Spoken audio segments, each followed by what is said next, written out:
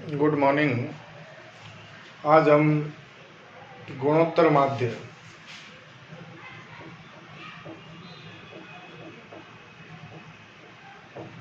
Geometric mean के बारे में बात करेंगे। तो गुणोत्तर माध्य कैसे ज्ञात होता है। पहली बात तो गुणोत्तर माध्य ज्ञात करने के लिए सामान्यतः अपने को लॉग और एंटी लॉग का सहारा लेना पड़ेगा। आप लोगों ने पीछे की क्लासेज में मैथ्स में log table anti log table पढ़ी होगी, तो उससे अपने को हेल्प लेनी पड़ेगी। ज्योमेट्रिक मीन का फॉर्मूला क्या होता है।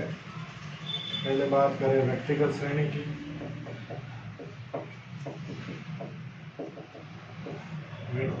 पहली बात तो ज्योमेट्रिक मीन को हम स्मॉल जी से शो करते हैं, ठीक है ना। व्यक्तिगत श्रेणी में फॉर्मूला होता है anti log bracket sigma log of x upon है। और खंडित व अखंडित श्रेणी,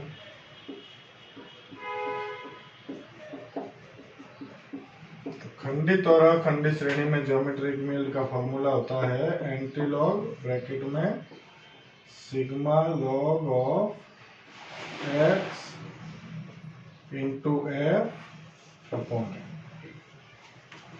इस तरह से आपको ज्योमेट्रिक मीन कैलकुलेट करना पड़ेगा। तो हम दोनों ही अखंडित श्रेणी में तो आपको पता है कि जो ग्रुप दिया हुआ होता है, ग्रुप की मिड वैल्यू निकाल लेंगे, ठीक है ना। जैसे हमने समांतर माध्यम में निकाली थी, तो ग्रुप की मिड वैल्यू निकालते ही वो एक्स बन जाएगा अपने पास में। तो फिर एक्स और एफ दोनों होंगे, तो वो खंडित श्रेणी की तरह काम करने लग जाएगा, तो उसमें कोई दिक्कत नहीं आएगी। तो अब हम इसके व्यक्तिगत और खंडित दोनों ही श्रेणी के क्वेश्चन लेते हैं, तो आपको ज़्यादा अच्छी तरीके से क्लियर हो जाएगी बात।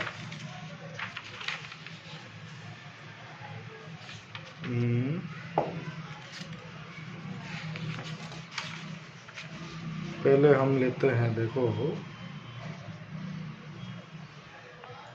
जैसे क्वेश्चन है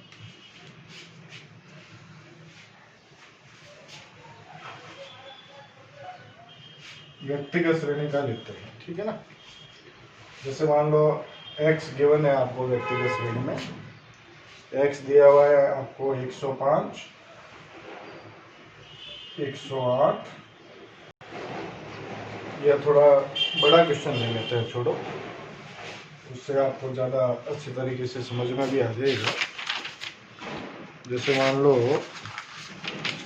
x आपको गिवन है 3884,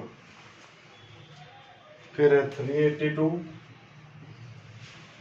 फिर है 63, फिर 8, फिर 0.4, फिर 0.03, 0.009 और 0.0005। इसमें सब वैल्यू आ गई, इसलिए मैंने इस क्वेश्चन को चूज किया है।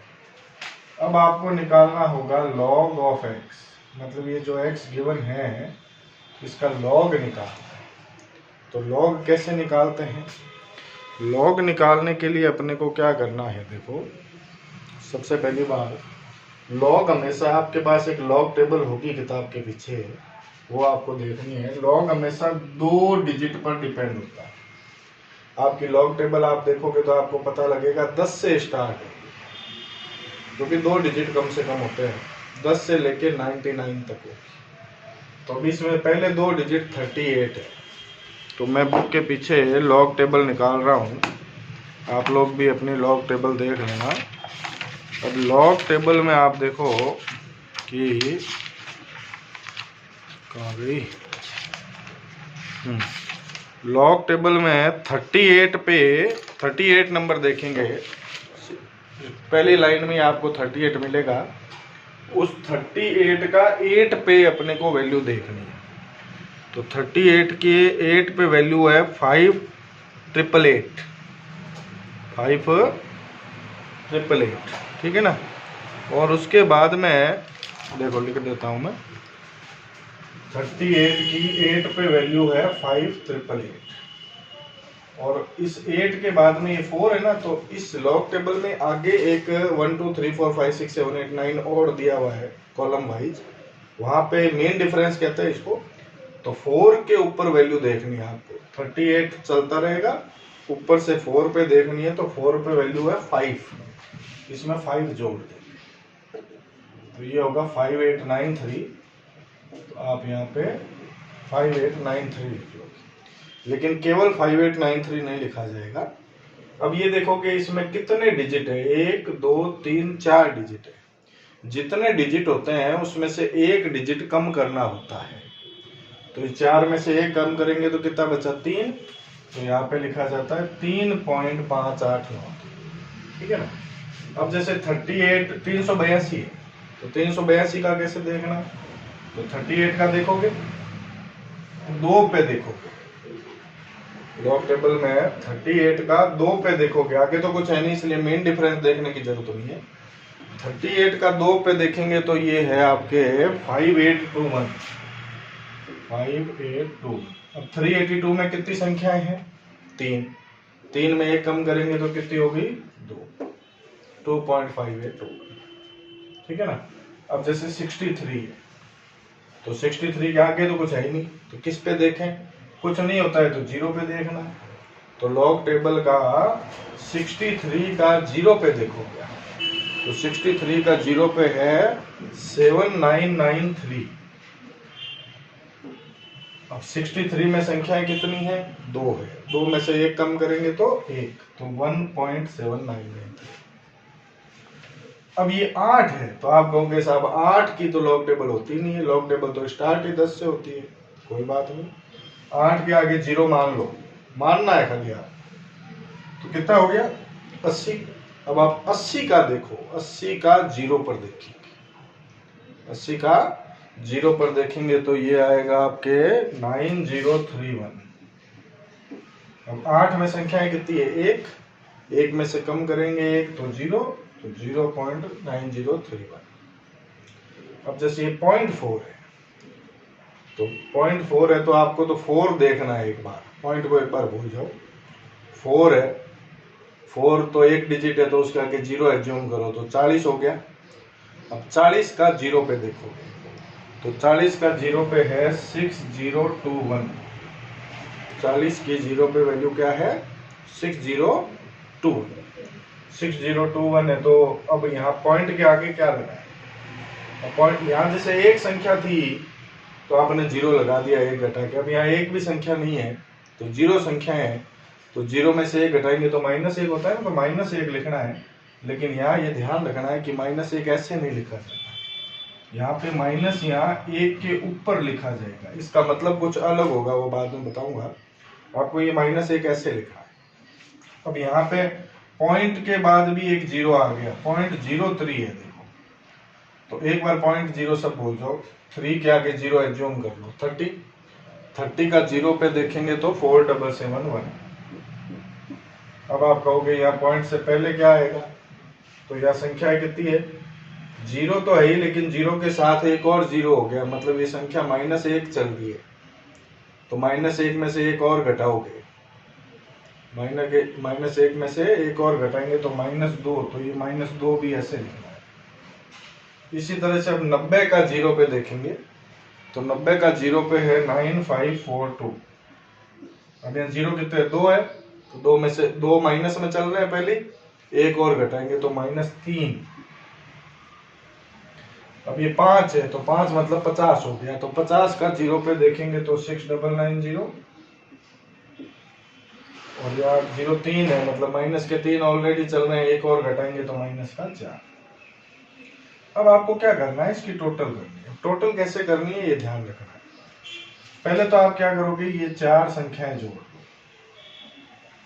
उसके बाद में क्या करना है, ये माइनस वाले फिगर एक बार अलग रखो, खाली माइनस माइनस अलग रखो, माइनस के बाद जो ये संख्या है ना सारी, मतलब 0.6021, 0.477, ये और जोड़ देंगे इसके साथ में। मतलब आपको कितनी संख्याएं जोड़नी है, 1 2 3 4, ये तो जोड़नी है ही, फिर उसके साथ में प्लस 0.6021 प्लस 0.4771 प्लस 0.9542 प्लस 0.6990, ठीक है ना। तो ये आपके टोटल आएगी 11.6062 इन सब की। अब इस टोटल में से आपको 4 3 7 2 9 1 10 ये माइनस का है, 10 माइनस कर दो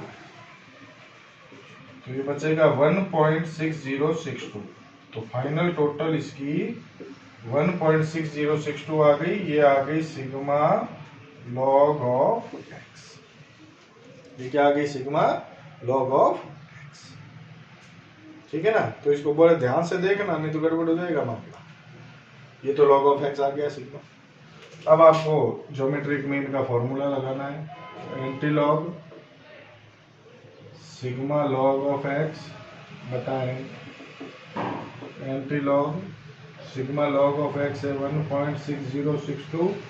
एन कितने हैं? 1 2 3 4 5 6 7 8, बता एंटी लॉग। अब इसको डिवाइड करेंगे तो कितना आएगा?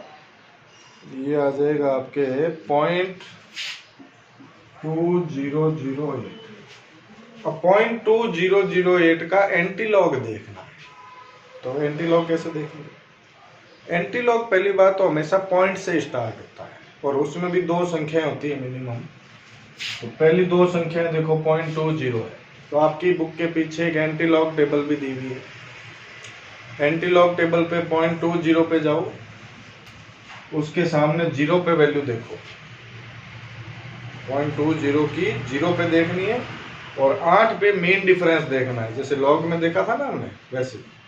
तो 0.20 की 0 पे वैल्यू देख लो, 8 पे मेन डिफरेंस देख लो, दोनों को जोड़ दो। दोनों को जोड़ेंगे तो ये वैल्यू आएगी आपके पास 1588। 1588। अब आपको क्या करना है? इस पॉइंट से पहले क्या था? कुछ नहीं होता है तो 0 होता है, बताया आप। अब पॉइंट से पहले जो संख्या होगी ना, उस संख्या में 1 जोड़ना है। मतलब इसमें पॉइंट से पहले 0 है तो 0 में 1 ऐड करोगे। तो 0 में 1 ऐड करेंगे तो कितना आएगा? 1 मतलब आपको 1 डिजिट के बाद पॉइंट लगाना है। मान लो यहाँ पे 1 होता 0 की जगह, तो आप 1 में 1 जोड़ते तो 2 हो जाता ना। तो पॉइंट फिर 2 डिजिट के बाद लगाते। अभी तो 0 है इसलिए 0 में 1 जोड़ा, 1 जोड़ा तो 1 ही होता है, तो 1 डिजिट के बाद पॉइंट लगा दिया, बस ये आंसर। इस तरह से गुणोत्तर माध्य ज्ञात किया जाता है। और गुणोत्तर माध्य सामान्यतया कोई मूल्य प्रतिशत है, जनसंख्या की वृद्धि दर है, वृद्धि या कमी दरें हैं, है ना, प्रतिशत कोई भी हो, उनके लिए सामान्यतया गुणोत्तर माध्य का प्रयोग किया जाता है। तो ये आपको ध्यान रखना है। अब मान लो आपके पास खंडित श्रेणी आ जाए तो क्या करोगे? तो भी प्रोसीजर तो यही है। खंडित श्रेणी में x दिया हुआ होगा और f दिया हुआ, f कुछ भी दिया हुआ हो, तो आपको पहले तो x का लॉग निकाल लेना है। उसमें तो कुछ सोचने की बात ही नहीं, जैसे अभी निकाला। फिर लॉग ऑफ x को f से गुणा कर देंगे, तो यहाँ पे आ जाएगा अगला column log of x into f। फिर इसकी टोटल कर लोगे, फिर यहाँ पे फॉर्मूला लगा दोगे, sigma log of x into F बटा n हो जाएगा। फॉर्मूला तो यही होता है ना, बताया था मैंने आपको। बस फिर वही सेम तरीके से सॉल्व कर लेना। खंडित श्रेणी आएगी तो इस तरह से सॉल्व करना। अखंडित आ जाए, अखंडित आ जाए तो x गिवन नहीं होगा आपको। x की जगह क्या गिवन होंगे? Group given. x की जगह ग्रुप दिए हुए होंगे, तो उस ग्रुप की आपको मिड वैल्यू निकालनी है। वो मिड वैल्यू जो होगी वही x का काम करेगी और उसी का लॉग निकालना है आपको। और फिर उस लॉग को फ्रीक्वेंसी से गुणा कर देंगे तो log of x into F आ जाएगा। फिर फॉर्मूला लगाएंगे आंसर। तो कुल मिलाकर यह आपके गुणोत्तर माध्य ज्ञात करने का प्रोसीजर होता है। बहुत ध्यान रखना है इसको सॉल्व करते समय, क्योंकि log table anti log table में को देखना भी पड़ता है, बहुत सावधानी से कार्य करना है। तो इस क्वेश्चन को अच्छे से समझो, देखो, कोई प्रॉब्लम आए तो डिस्कस कर लेनी है, नहीं तो फिर हम नेक्स्ट क्लास में हरात्मक माध्य हार्मोनिक मीन जो है वो स्टार्ट करें। Thank you.